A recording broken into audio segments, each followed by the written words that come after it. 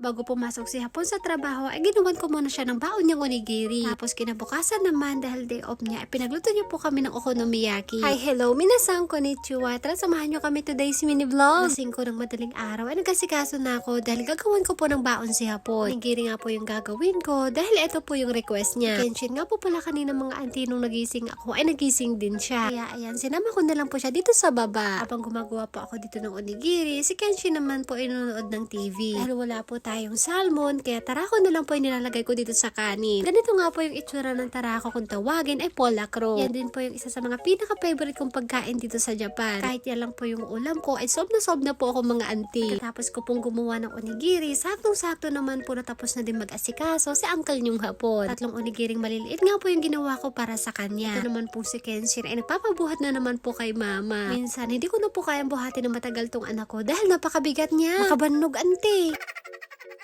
Yung ruta nga po pala ng trabaho niya ngayon ay sa bundok. Kapag sa bundok nga po yung trabaho niya, ay ginagawan ko po talaga siya ng baon niyang onigiri o kaya naman po o bento. Sino nga po mga auntie, pagkatapos pong kunin ni uncle yung Hapon yung baon niya, ay umalis na rin po siya kaagad. Bago naman kami umakyat ni Kenshin dun sa taas, ay nagugas muna ako dito sa lababo. Dahil maaga pa naman po mga auntie, kaya matutulog muna kami ni Kenshin. Na nga po, fast forward na po tayo mga auntie, kinabukasan naman po dahil day off ni uncle yung Hapon, ay magluluto po siya ng okonomiyaki. Ito nga po yung mga ingredients na nilalagay po ni uncle yung Hapon. Meron po ditong karne, repolyo, seafood at saka harina. Una nga po niyang nilagay yung karne at saka yung seafood. Sunod naman po itong repolyo na merong harina. Pagluto po ng okonomiyaki, yan lang po yung mga ingredients na nilagay niya. Wala po yung asin, paminta o kaya naman MSG. Munti ko pa nga po makalimutan mga auntie, naglagay nga din po siya dyan ng maliliit na hipon. Tapos yung kulay green naman po ay awsa. Ja. Så nu.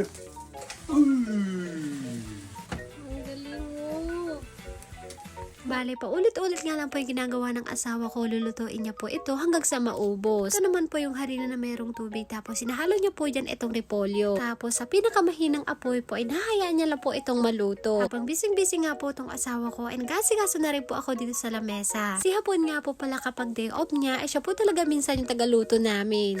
Papa, jag är 20 år. Ja. Pappa, jag är 20 år.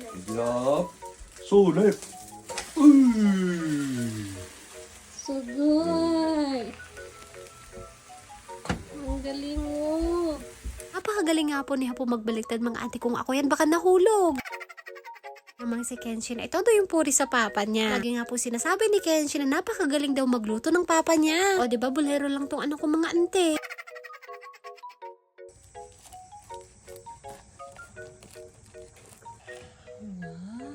Katapos po magluto ni uncle yung Hapon, ay hinati na po niya ito sa 4. Tapos sunod naman po ay maglalagay siya ng toppings dito sa ibabaw. Una nga po pala niyang nilagay ay katsuo, tapos sunod po itong awsa. Tapos sunod naman po niyang nilagay itong okonomiyaki sauce. Tapos pwede rin po kayo dito maglagay ng mayonnaise mga auntie para mas lalo pong sumarap. Itong binan kong babae naman po ay nagluto siya kanina ng soba. Ito nga po yung tanghalian namin ngayon, soba at saka okonomiyaki, naluto po ni uncle yung Hapon. Sa mga hindi nga po pala nakakaalam, si uncle yung Hapon po ay dati po yung chef. Chef pa naman po hanggang ngayon si uncle yung Hapon mga auntie, kaso nga lang po hindi na sa restaurant. Dito na po siya sa bahay namin nagluluto.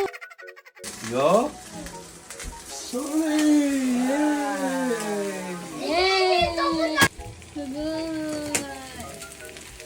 Dahil chef po si uncle yung Hapon, kaya meron po siyang lisensya. Kapag nag-retire na nga po siya mga auntie, ay babalik na ulit yan sa pagiging chef. Dati, meron pong sariling restaurant si uncle yung Hapon, kaso nga lang po tumigil na. Hindi po pa siya asawa dati, nung nagbebenta po siya ng ramen. So lang po, maraming salamat sa panonood. Thank you for watching. Sayonara and... Maraming salamat. Maraming salamat.